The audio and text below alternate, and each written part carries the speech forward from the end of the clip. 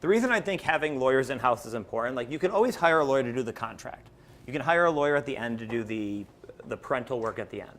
The problem is a lot of times questions come up during the pregnancy. Is this a reimbursable expense or not? She goes on bed rest. How's it calculated? There's an issue about insurance. There's an issue about travel. You know, she wants to travel to a wedding, you know, out of state. Is she allowed to do that? Most cases probably have 2 or 3 legal questions come up during the journey, which is why we think it's important to have a lawyer on your case the entire time. The only potential conflict would be between the agency and the intended parents, I guess, but I can't really see where that issue comes up. In terms of cost perspective, all of our fees are fixed fees, and so there's really no conflict that I can envision coming up. If there ever was an issue about, I mean, if there was ever an issue, like the only time we ever see issues about conflict come up is with intended parents split up, and then we can't represent both of you. But I don't see any reason why we can't draft a carrier agreement for you, or we can't have a lawyer that's following your entire case, because questions come up all the time, and we don't want you fighting about money with her. We would rather you just be able to email us and say, hey, what does the contract say about this? And we can have a separate conversation with you about it. So I don't see there being an issue. With that being said, occasionally somebody wants outside counsel to represent them. That's fine. You know, we're happy to work with you with that, but we just think it's better. I mean, we have 9 or 10 lawyers at Circle right now, and we just think it works better that way. But do you represent as well the surrogate? No. Thank you. Surrogate would have separate representation. I think they were talking about the conflict between the agency and the intended parents, but the surrogate always has separate representation. All the costs of that are factored into the cost sheet, but they're always going to have lawyers that are outside of Circle. Same with your donor, right? So we are representing you and your legal interests, and then your donor and your surrogate have outside counsel that represents their interest. Other questions? Do you have experience with dual citizenship if one of the parents is European Union versus European citizen? Yes. Yes. So probably 55 to 60% of our intended parents come from outside the United States. So we have a lot of international intended parents. And I think a lot of the reason is international intended parents are mostly worried about legal issues and insurance issues, because Americans don't even understand the American healthcare system, but really Europeans and Australians they just don't get it. And so we work with historically about 55 to 60% of our intended parents come from other countries. The American Bar Association has an assisted reproductive technologies group. Dean Hutchinson, who's the head of our legal department now, is actually the president of that group. So he's probably one of the most knowledgeable and most connected lawyers in the U.S. on that. So on any issues. And do kids get dual passports? Yes, of course. Yes. It depends on the country. So I mean, the United States allows dual citizenship. Most countries allow it. Not all do. Like China does not allow dual citizenship, but most countries do allow dual citizenship. So, and we can advise you, and we can connect you to a lawyer in your country if you have questions about that. Right. So all your children are born in the U.S. They're all U.S. citizens automatically. And then if you have citizenship from elsewhere that you want to have that conversation with us, we would help you learn about and connect you if need be with the counsel from your country to learn more about that. Yeah. Other questions? Current average match time, Mm-hmm. and then also can you talk about your fees? We just heard some different averages that are out there. Okay, I'll take the first part of the question. I'll give you the second. So we generally match in somewhere between start to about up to 4 to 6 months. So there's a range there because we don't know yet what you're looking for in a surrogate.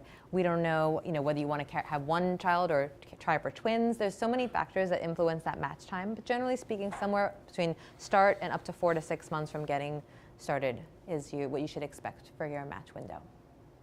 And in terms of the fees, we went over before. I would say the overall cost, including everything, you're probably around $150 to $170. I think if you look at, because I break them down by buckets, but then the timing is kind of intermingled. So basically, when you join us for surrogacy and egg donation, it'd be about $52,000 to join us.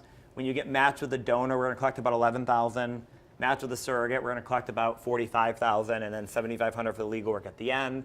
So the total that's around probably $110 to $115, maybe up to $120 is where we're going to be. Yeah, so $52,000 when you join, about $11,000 for the egg donor when you get matched with your egg donor, And then including the legal and the carrier would be about 52,000. So it's a total of around 115, give or take. And then you're going to pay about $20,000 for insurance and then IVF. And the IVF depends on the clinic that you work with.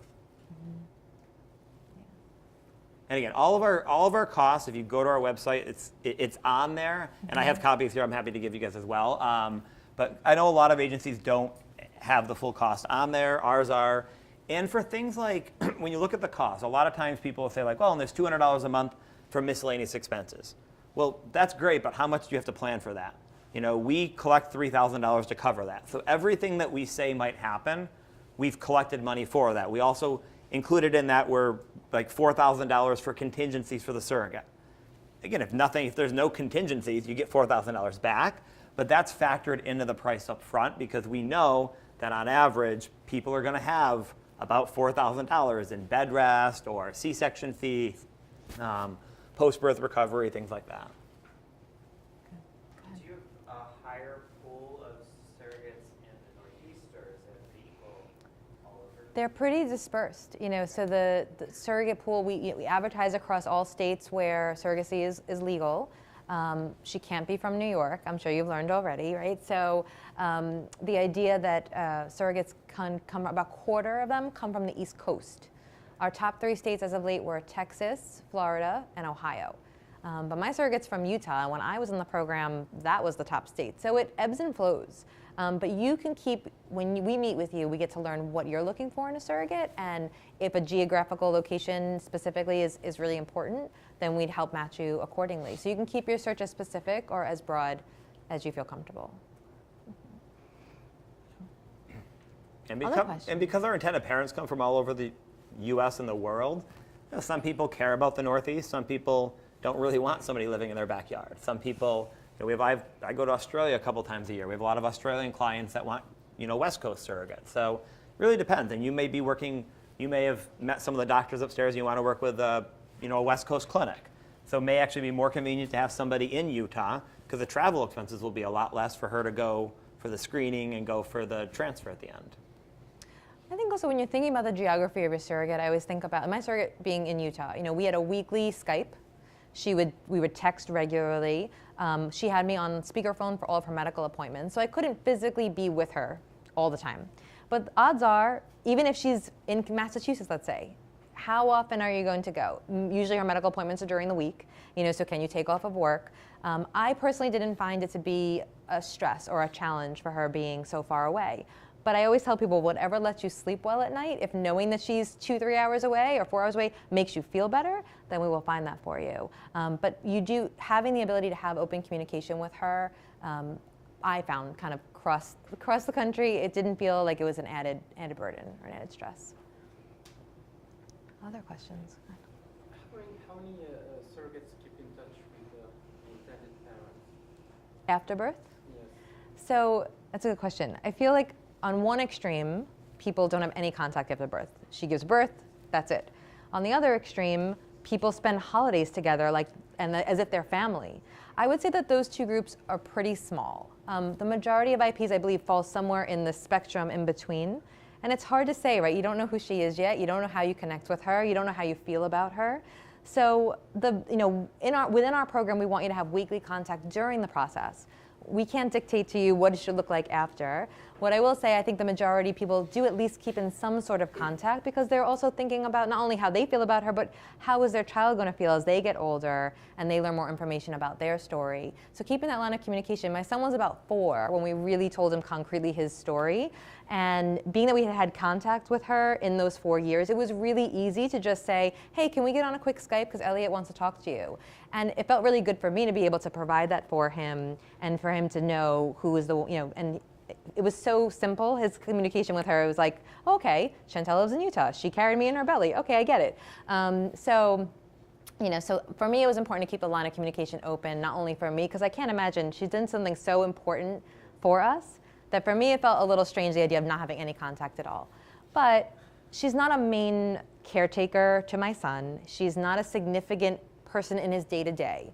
But he understands that she did something wonderful to help us have him, and knows she lives across the country and it's a plane ride away. But yeah, go ahead. And do you do open egg donation? Yeah, so we'll handle that agreement however you feel comfortable, but we will advocate for the idea of the known donor, kind of tying into our relationship-based approach. We're thinking not only about your needs, but we're thinking about your child's needs in the future and their questions. So to me, that agreement is really tailorable to be as open or as closed as you feel comfortable. But we really want to encourage you to think about the benefits of known donation. Especially, I mean, in this world, is there really a thing such as anonymity anymore? I mean, you can look things up online like that. You know, there's the swiping of the cheek to find DNA. I mean, only imagine 18 years from now what more information there will be for your children. So it allows you to have more control when you're creating that contract with her to be able to afford your child to have more information should they seek it in the future. So yeah, handle it either way. With known egg donation, the two things that we talk about a lot are, number one, you're making a decision. You're making a decision for your child if you choose anonymous donation. You know, if your child someday wants to meet the woman, it's going to be a lot harder to track her down than if you've kept in touch a couple times a year, sent her a Christmas card, a birthday card, whatever. So just understand that it's a parent. If you do anonymous, it's going to be hard to ever introduce them. If you do known, it doesn't mean that you have to introduce them. The second thing is medical information. If you have a daughter that's born through this process, and 10 years from now your egg donor ends up developing breast cancer, would you want to know that the genetic mother of your child has breast cancer? I would. And if you keep in touch and you just know that information, you have an open dialogue with her. Hey, how are things going? Any horrible diseases come up this year? Like, you have that information to use. And again, it's all about giving you tools to parent the child.